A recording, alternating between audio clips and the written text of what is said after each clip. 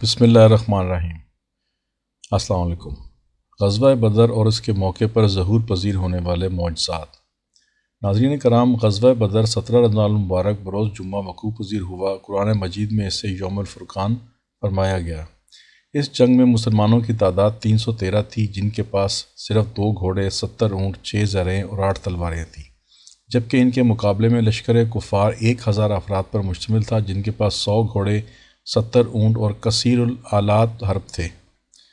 جنگ سے قبل رات حضور صلی اللہ علیہ وسلم نے اپنے چند جانصاروں کے ساتھ بدر کے میدان کو ملاحظہ فرمایا اور زمین پر جگہ جگہ ہاتھ رکھ کر فرماتے، یہ فلاں کافر کے قتل ہونے کی جگہ ہے اور کل یہاں فلاں کافر کی لاش پڑی ہوئی ملے گی۔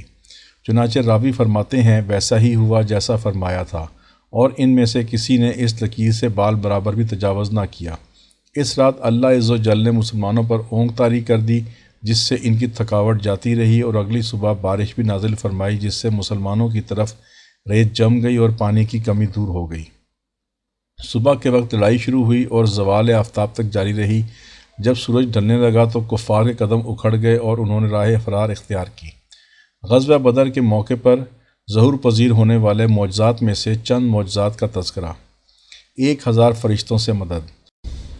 حضرت مسلم اور بہقی رحمۃ اللہ علیہ نے حضرت ابن عباس رضی اللہ تعالیٰ عنہ سے روایت کی ہے کہ مجھ سے حضرت عمر بن خطاب رضی اللہ تعالیٰ عنہ نے بیان فرمایا، جب بدر کا دن ہوا تو رسول اللہ صلی اللہ علیہ وسلم نے مشرکوں کی لشکر کی طرف دیکھا۔ ان کی تعداد 1317 تھی۔ پھر آپ صلی اللہ علیہ وسلم نے روبہ قبلہ ہو کر دعا کے لیے دست سوال دراز کیے، اس قدر دراز کیے کہ ردائے مبارک شانوں سے نیچے ڈھلک گئی۔ غزوہ بدر میں مسلمانوں کا سب سے بڑا اور اصل سبب نصرت الہی تھا۔ اللہ تبارک و تعالیٰ سے حضور نبی اکرم صلی اللہ علیہ وسلم نے دعا فرمائی تھی، اے خدا، یہ قریش ہیں، اپنے سامان غرور کے ساتھ آئے ہیں تاکہ تیرے رسول کو جھوٹا ثابت کریں۔ اے اللہ، اب تیری وہ مدد آ جائے جس کا تو نے مجھ سے وعدہ فرمایا ہے۔ اے اللہ، اگر آج یہ مٹھی بھر مسلمان جماعت ہلاک ہو گئی تو پھر روئے زمین پر تیری عبادت کہیں نہیں ہوگی۔ حضرت ابو بکر صدیق رضی اللہ تعالیٰ عنہ آگے بڑھے اور چادر کو درست کیا، اور پھر حضور اکرم صلی اللہ علیہ وسلم کے پیچھے کھڑے ہو گئے اور اس غیر معمولی حالت میں نہایت ادب و احترام اور عزم و یقین کے ساتھ عرض کیا، اے رحمت عالم صلی اللہ علیہ وسلم، اظہار مدح میں آپ صلی اللہ علیہ وسلم نے رب سے بہت اصرار کر لیا، یقیناً اللہ تعالیٰ نصرت فرمائے گا۔ اس موقع خاص پر اللہ سبحانہ وتعالیٰ نے جو نصرت فرمائی، اس کا ذکر مندرجہ ذیل آیت کریمہ میں اللہ سبحانہ وتعالیٰ نے اس طرح فرمایا۔ ترجمہ: جب تم اپنے رب سے طلب دعا کر رہے تھے تو میں نے اس کو شرف قبول بخشا اور میں نے تمہاری 1000 فرشتوں سے پشت پناہی کی۔ حضور صلی اللہ علیہ وسلم کے دائیں اور بائیں، آگے اور پیچھے 4 اشخاص۔ حضرت واقدی اور ابن عساکر رحمۃ اللہ علیہ نے حضرت عبد الرحمن بن عوف رضی اللہ تعالیٰ عنہ سے روایت کی ہے کہ میں نے حضور صلی اللہ علیہ وسلم کے دائیں اور بائیں اور آگے پیچھے 4 اشخاص کو دیکھا، اور یہ سب جارحانہ شان سے کفار پر حملے کر رہے تھے، ہر طرف چونٹیاں ہی چونٹیاں۔ حضرت واقدی، حاکم اور بہقی رحمۃ اللہ علیہ نے حکیم بن خرام رضی اللہ تعالیٰ عنہ سے روایت کی ہے کہ انہوں نے کہا کہ میں نے بدر کے دن دیکھا ہے، آسمان سے وادی خلیص میں ایک چادر گری ہے جس نے سارے افق کو گھیر لیا ہے، اور میں نے دیکھا کہ ہر طرف چونٹیاں ہی چونٹیاں ہیں۔ فوراً میرے دل میں خیال آیا، ضرور آسمان سے محمد صلی اللہ علیہ وسلم کی تائید میں کوئی چیز آئی ہے۔ پھر سوائے حسیمت کے کچھ نہ تھا۔